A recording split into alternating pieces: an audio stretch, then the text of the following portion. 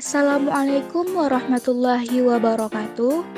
Kami mahasiswa dari Universitas Malikus Saleh. Video ini dibuat untuk menyelesaikan salah satu tugas kelompok di mata kuliah Ekonomi Mikro 1 dengan dosen pengampu Ibu Jariah Abu Bakar, SE MSI. Kami dari kelompok 12 terdiri dari 2 anggota, yaitu saya sendiri bernama Hajiatul Khairah dan kawan saya bernama Yusnita Dewi, bekerja sama dalam memenuhi tugas ini. Langsung saja, ini video presentasi tentang teori permintaan terhadap faktor-faktor produksi. Teori permintaan. Teori permintaan merupakan salah satu teori yang digunakan untuk menjelaskan hubungan antara pembeli dengan penjual. Teori permintaan sendiri menjelaskan sifat dari permintaan pembeli pada suatu komunitas barang maupun jasa. Salah satu keputusan penting yang harus dibuat oleh perusahaan yaitu mengenai permintaan terhadap faktor-faktor produksi. Teori produksi. Teori produksi merupakan segala kegiatan untuk menciptakan atau menambah guna suatu benda untuk memenuhi kebutuhan. Contohnya, ialah seperti kayu. Kayu akan lebih terasa manfaatnya atau nilai gunanya akan bertambah jika sudah menjadi kursi, meja, lemari, dan lainnya. Untuk mengubah kayu menjadi lemari, kursi, meja diperlukan faktor produksi. Faktor-faktor produksi. Faktor produksi merupakan suatu alat yang digunakan untuk menghasilkan barang atau jasa, menambah nilai guna suatu barang ataupun jasa. Faktor produksi dibedakan menjadi 4 macam, yaitu produksi alam, tenaga kerja, modal, dan juga kewirausahaan.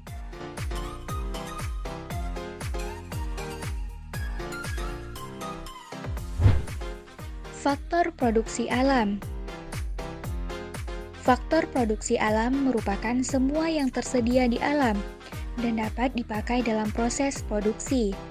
Faktor produksi alam diantaranya ialah tanah, udara, air, sinar matahari, flora, fauna, dan barang-barang tambang. Unsur alam tersebut bisa digunakan dalam proses produksi. Misalnya ialah tanah, dapat dijadikan gudang atau tempat perkantoran, atau juga digunakan untuk membuat gerabah dan lahan pertanian. Sementara air bisa dijadikan sebagai tenaga penggerak kincir angin. Sinar matahari bisa dijadikan sebagai sumber energi, dan lain sebagainya. Faktor produksi tenaga kerja. Faktor produksi tenaga kerja merupakan suatu sumber alam yang bisa dipakai untuk proses produksi apabila ada yang mengolahnya. Jadi, dibutuhkan tenaga kerja dalam kegiatan produksi. Tenaga kerja ini dibedakan menjadi tenaga kerja terdidik, terampil, dan kasar. Tenaga kerja terdidik. Tenaga kerja terdidik merupakan tenaga kerja yang membutuhkan pendidikan formal. Contohnya ialah dokter, arsitek, guru, teknis komputer, dan lain-lain. Tenaga kerja terampil. Tenaga kerja terampil merupakan tenaga kerja yang mempunyai pengalaman dan juga keahlian tertentu. Misalnya ialah sopir, penjahit, montir, dan lainnya. Tenaga kerja kasar. Tenaga kerja kasar merupakan tenaga kerja yang tidak memerlukan pendidikan atau pengalaman secara khusus.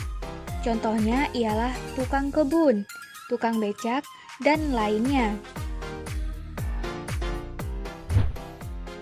Faktor produksi modal.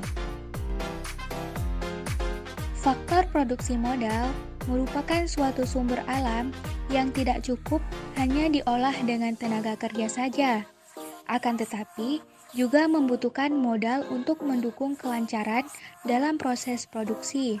Contohnya ialah perusahaan air mineral. membutuhkan modal dalam bentuk uang dan juga peralatan untuk mengambil air dari pegunungan dan mengolahnya menjadi air kemasan siap minum. Selanjutnya, faktor produksi kewirausahaan.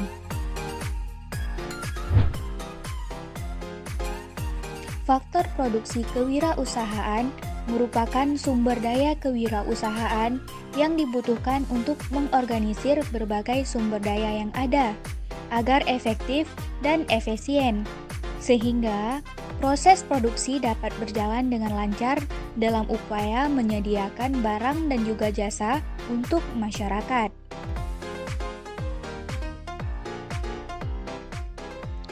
Fungsi produksi. Fungsi produksi secara umum menunjukkan bahwa jumlah barang produksi tergantung pada jumlah faktor produksi yang digunakan. Jadi, faktor produksi ialah variabel tidak bebas, sedangkan hasil produksi merupakan variabel bebas. Fungsi produksi dapat ditulis secara matematis. Contohnya, untuk membuat kemeja dapat melalui berbagai cara. Akan tetapi, jika salah satu dari kombinasi inputnya diubah, maka hasilnya juga akan berubah.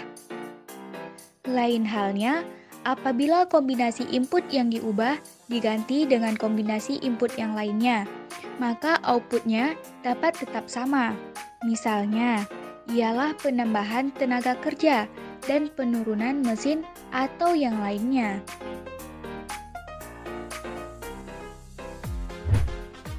Teori produksi dengan satu faktor berubah.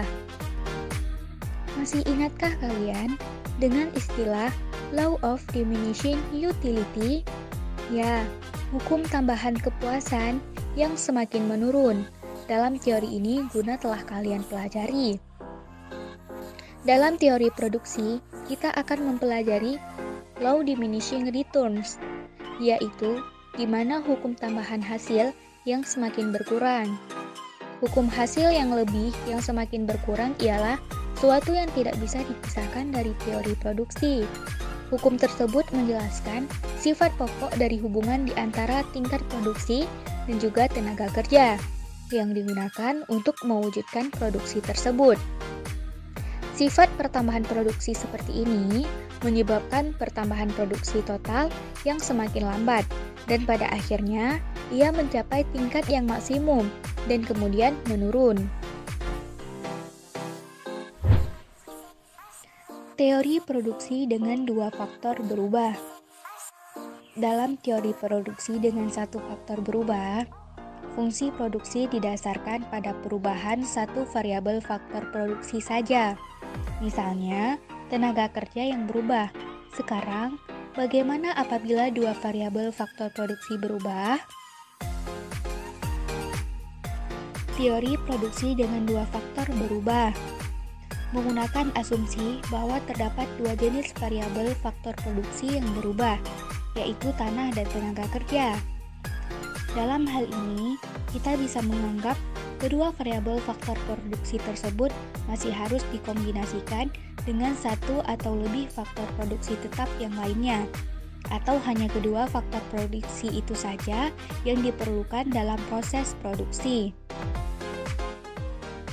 Oleh karena itu, kegiatan memproduksi, pengusaha-pengusaha terlebih dahulu harus memperhatikan keadaan di pasar barang, yaitu dengan melakukan suatu pengamatan, di mana pengamatan tersebut akan menentukan bahwa barang apa saja yang diinginkan oleh konsumen.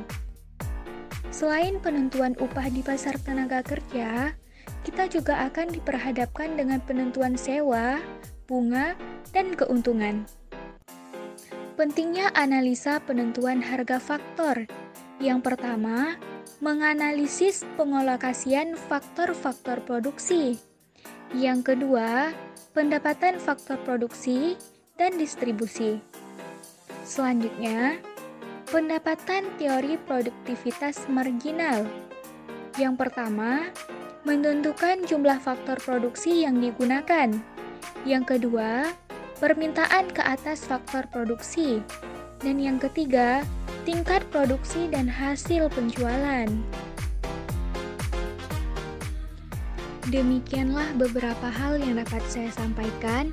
Apabila ada kesalahan kata, saya mohon maaf. Inilah akhir presentasi saya. Semoga bermanfaat bagi kita semua. Assalamualaikum warahmatullahi wabarakatuh.